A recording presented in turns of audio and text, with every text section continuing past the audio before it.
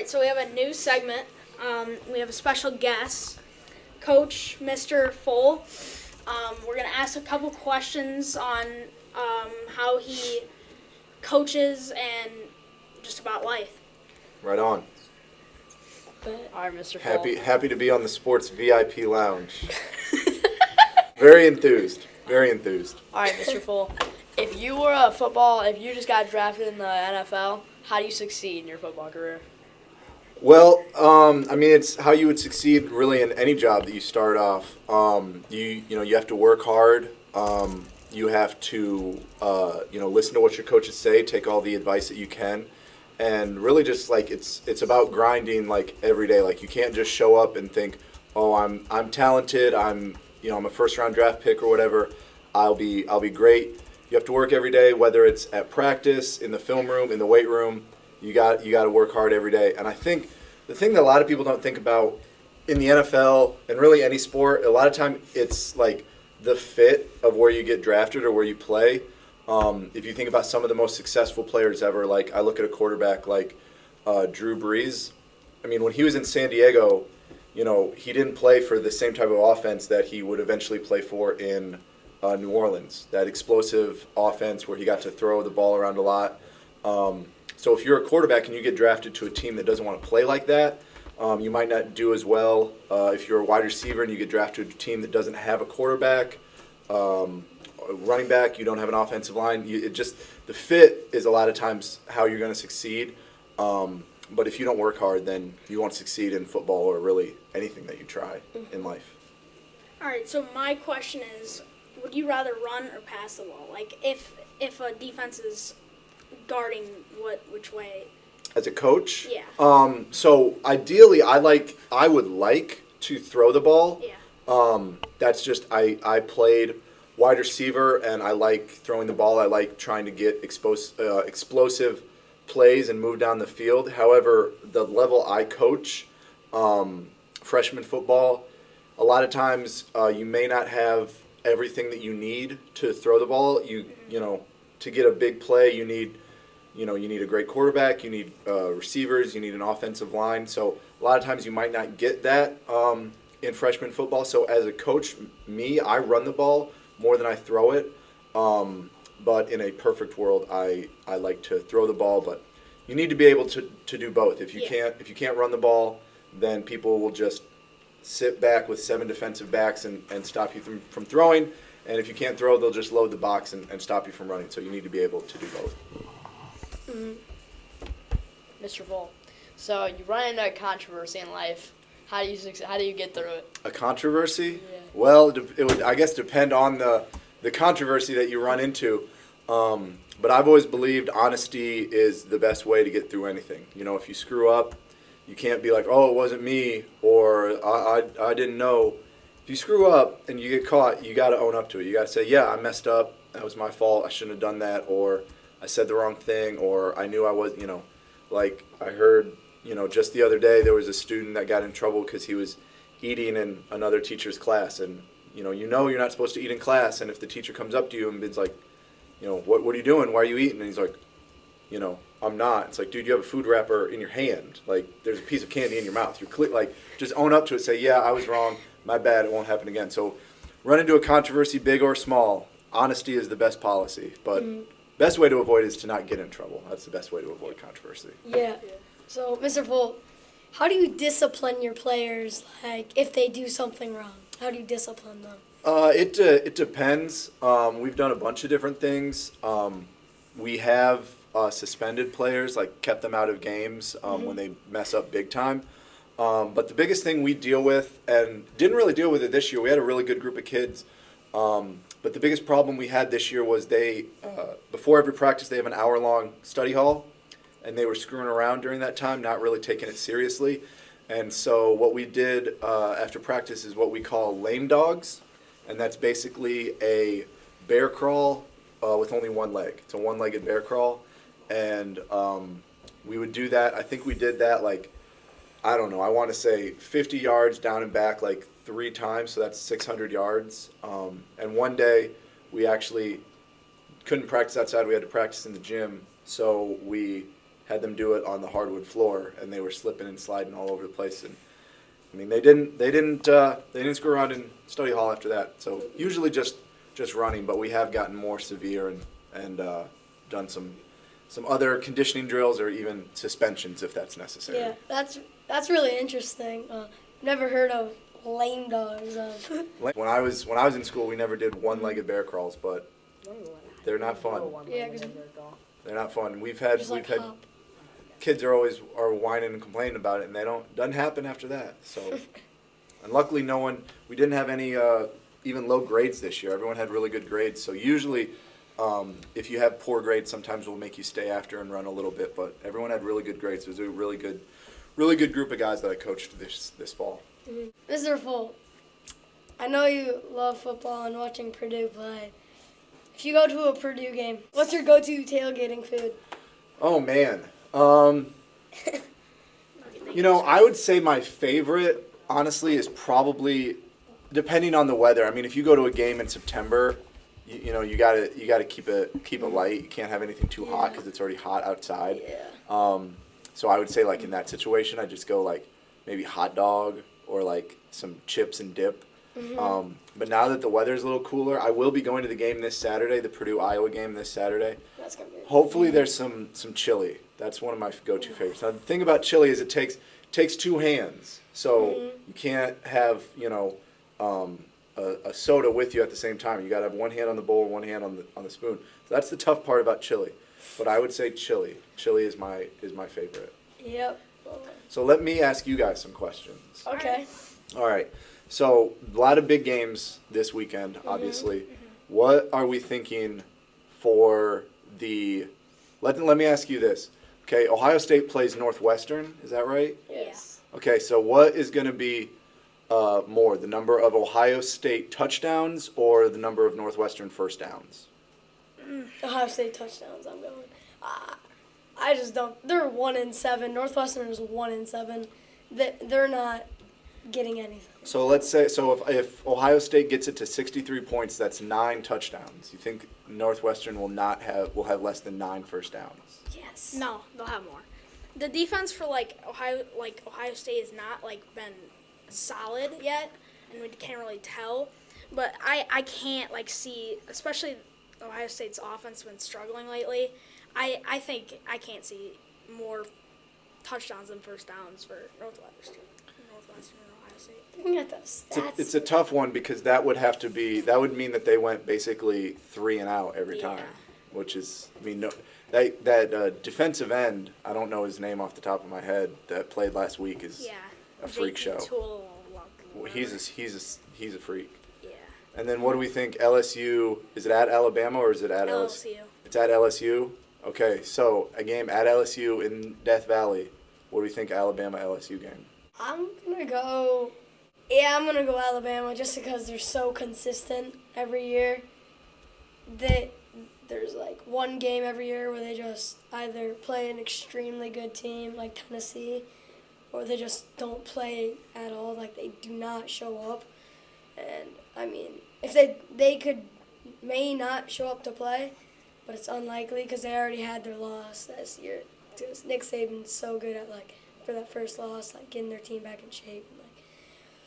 So yeah, I just think. I don't know. I mean, Saban. I mean, I don't know. I don't think LSU played last week either. But I mean, Alabama coming off a bye week they're gonna be ready to roll. I think. I mean, they'll be prepped. LSU's good, but Alabama. I mean, off a bye week. Looking off LSU though, they're always on and off, and I think they need to figure that out if they even want a chance in this game. But I can't see LSU beating Bama whatsoever. It's tough. Baton Rouge is a tough place to play. It is, yeah. All right, and then the game of the century of the week. I mean, it's Tennessee, Georgia. It's night game, right? Mm-hmm. Yeah. Game day's there in Athens. Mm-hmm. This is the greatest season in tennis in 25 years for Tennessee. But Georgia. Who enters Saturday night? It's midnight on Saturday. Who is left undefeated in the SEC? Which of those teams will still be undefeated? I'm going Tennessee. ESPN here says Georgia has a 75% chance of winning the game. It is in Athens. But I don't know. I still think Tennessee. Hendon Hooker is so good. He's just so good. These are his stats. He's 156 for 219 attempts, 2,038 yards. No, 338 yards, 21 TDs, and 1 interception. He's good. He's absolutely insane. I honestly can't see Georgia winning.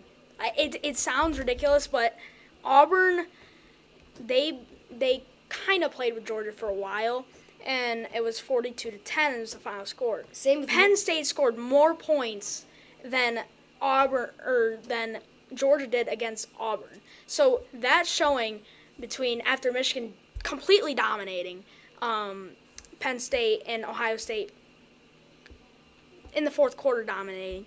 It's just. I think Georgia wins. I think that defense from Georgia is absolutely filthy. That front seven they got, they're so good. They're so fast.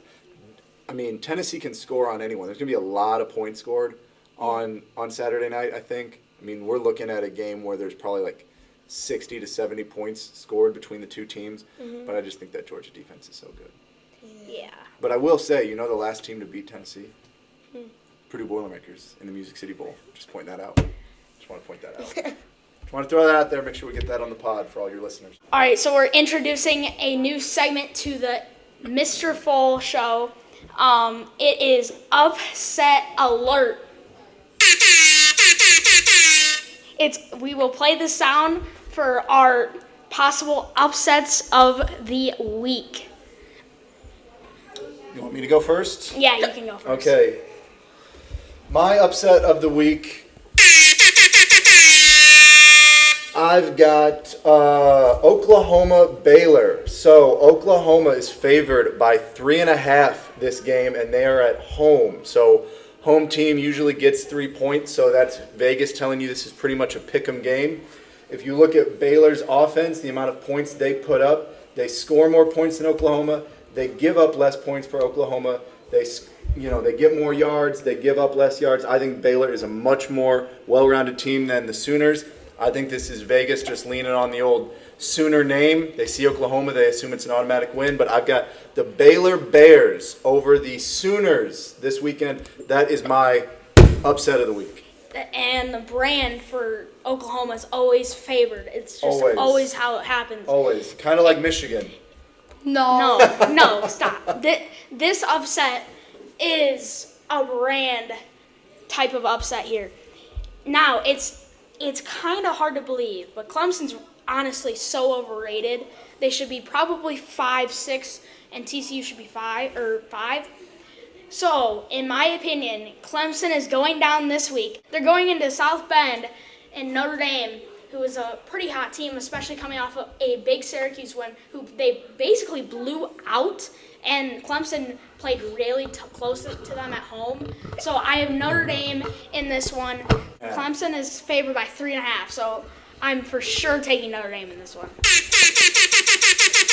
Yeah, I mean, if you look at it, they're both of their last opponent is their main common opponent is the Syracuse game. Mm-hmm. And if you look at it, at Syracuse, Notre Dame crushed them by 17.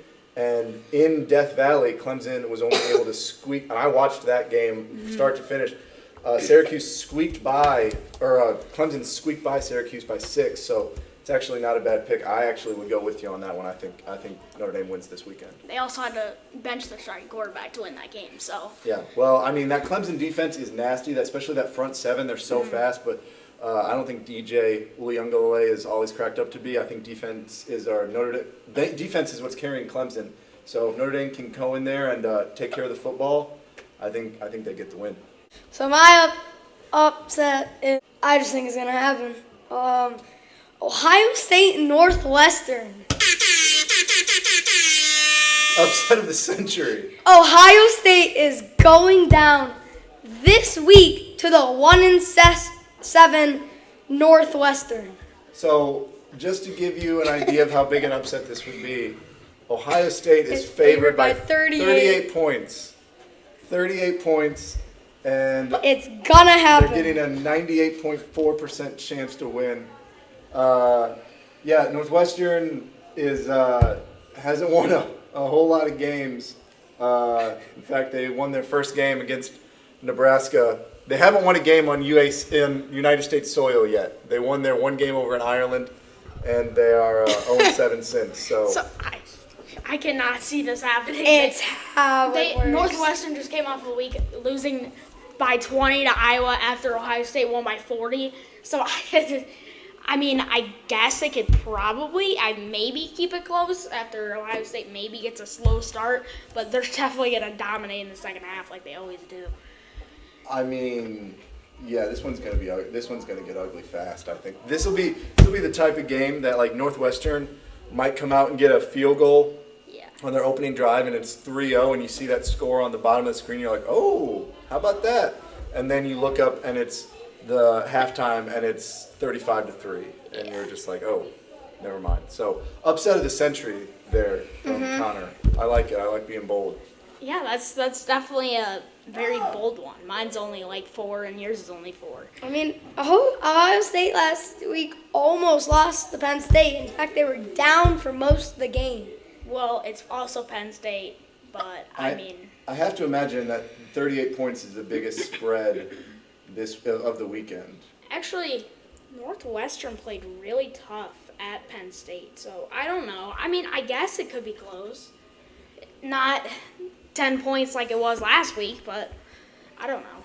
I mean, yeah, I don't know. 38 points, I think, is the biggest spread of this weekend. I actually like Kansas to beat Oklahoma State, but they're not even putting a line on it. That's an even pick'em game. Mm-hmm. But Oklahoma State being a top 20 team going into Kansas, and Kansas obviously much improved this year. I like Kansas to win that game. So that's kind of not an upset, but it's always surprising to see Kansas win any football game. So yeah, and I don't know. There's something about Michigan State that maybe shows Illinois some issues as well. I looked at that one too. Yeah. I don't know. Michigan State always will play everybody tough, especially their rivals, the Big Ten rivals. So it could be a dogfight in the end. I think that will. I think those suspensions might be one of those situations where the team like rallies around it and comes together. So I looked at that one too. I think if the game was in East Lansing, I'd probably take Michigan State. But in Champaign, I think you got to ride with the Illini. And how hot the running games has been. And if the Illini can, I'm not hoping for anyone to get hurt, but I hope if Illini win, they get a little overconfident for their from when the Boilers come into town next week. Which will probably be for the Big Ten West. Purdue's got to get by Iowa this weekend. I'll be at the game. I'll be up in a suite. Just talked to a guy last night. Got some sweet tickets for this weekend, so I'll bring a full report back on my scouting report of the Boilers. I won't get to watch. Big Ten West is terrible. I won't get to watch much of the noon games because I'll be obviously at the Purdue game. But I'll bring the Boiler breakdown back on next time I'm on. I'm seeing the Illini soon, so hopefully they keep winning. But I don't know. Illinois is just so not good in the passing game, and once somebody can stop it, which I don't know if it's Michigan State, but they really held Michigan to a lower stat line than Penn State had. So I don't know, maybe it's a little bit lower. I went to that game. J.J. McCarthy was not throwing the ball well. He could not make one accurate pass. It was terrible. He could run the ball. He just cannot throw it in that game. Well, that might show how Illinois could make this game close. I don't think Tommy DeVito's that good. He's okay, but he's not very good.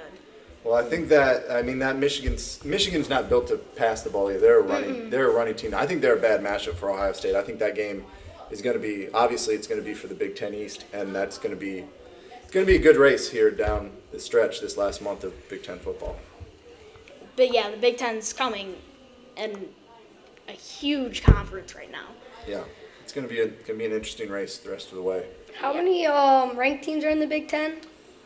You've got the two big ones: Ohio State, Michigan, Illinois, Penn State. Illinois, Penn State, and I believe that is it because Yeah. Wisconsin's not, Purdue's not, Iowa's not, Nebraska's, Minnesota. Yeah, I think that's it for Yeah. ranked teams in the Big Ten. The So- final thing Well, I'd we like also to have 2 in the top 5. the Yeah. final and then thing there's just 2 normal. about like I'd like to touch about like these college football rankings right now. There's 5 teams in the top 11 in the SEC.